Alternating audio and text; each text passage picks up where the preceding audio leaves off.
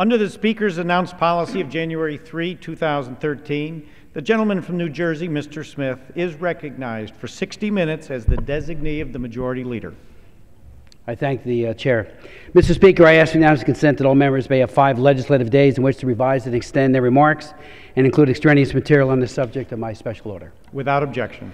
Mr. Speaker, 40 years ago today marks the U.S. Supreme Court's infamous, reckless, and inhumane abandonment of women and babies to abortionists.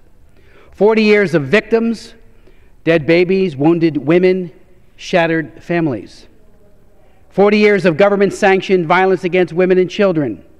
Since 1973, more than 55 million children have been killed by abortion, a staggering loss of children's precious lives, a death toll that equates to the entire population of England.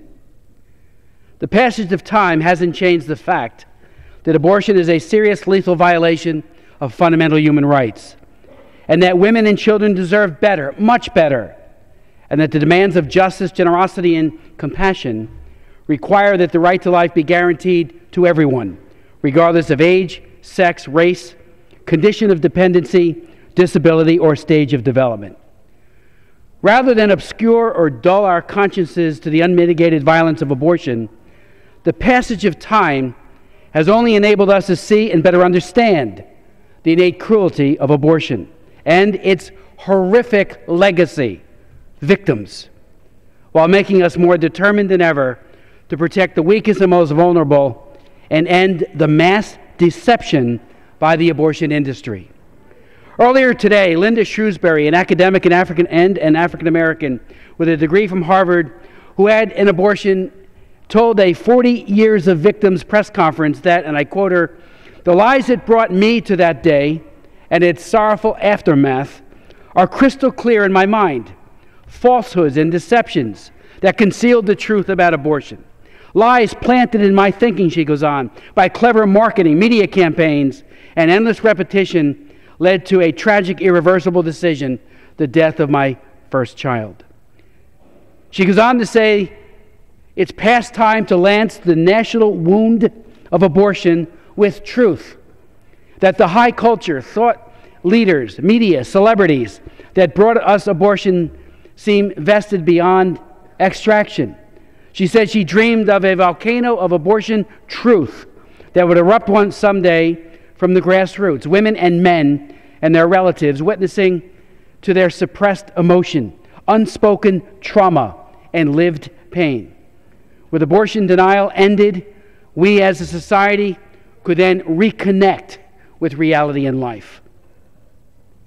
Clearly, Mr. Speaker, there are seemingly ominous present-day signs that hinder ending abortion denial and a reconnection with reality in life. Certainly the re-election of abortion President Barack Obama, public funding for abortion in the Obamacare health exchanges that come online in 2014, a massive increase of public funding for abortion, the use of coercion to compel religious believers and entrepreneurs to violate their consciences, slick advertising, and the export of abortion worldwide. And it is deeply troubling that despite the fact that Planned Parenthood claims direct responsibility for killing over 6 million unborn babies in their clinics, including a record 333,964 abortions in 2011 alone, Planned Parenthood remains President Obama's favorite organization. Despite these and many obstacles, however, we will never quit.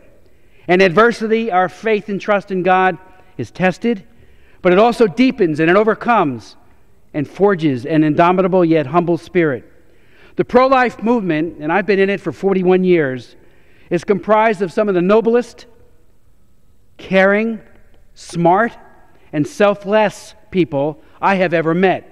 They make up an extraordinary, powerful, nonviolent, faith-filled human rights struggle that is growing in public support, intensity, commitment, and hope.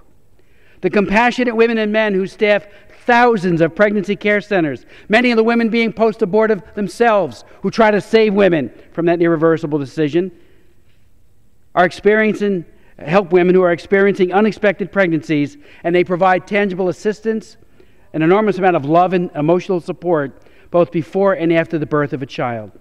The pro-life movement is not only on the side of compassion, justice, and inclusion. We are on the right side of responsible science and of history.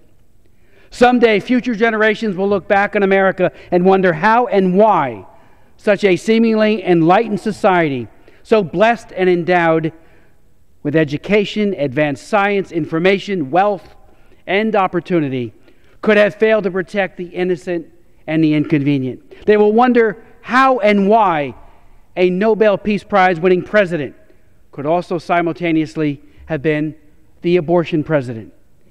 Dr. Alveda King, niece of the late Dr. Martin Luther King, who had 2 abortions but is now solidly pro-life, said in one of her speeches, and I quote her, "My Uncle Martin had a dream."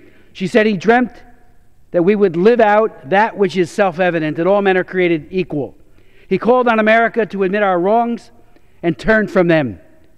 Today I call on all of us, Dr. Alveda King says, regardless of nationality, race, or religion, to admit our wrongs and turn from them. I believe that the denial of the right to life is the greatest injustice we face in the world today. There is no compassion in killing, she says. There is no justice in writing people out of the human race. History, Mr. Speaker, will not look favorably on today's abortion culture. We must indeed and instead work tirelessly to replace it with a culture of life.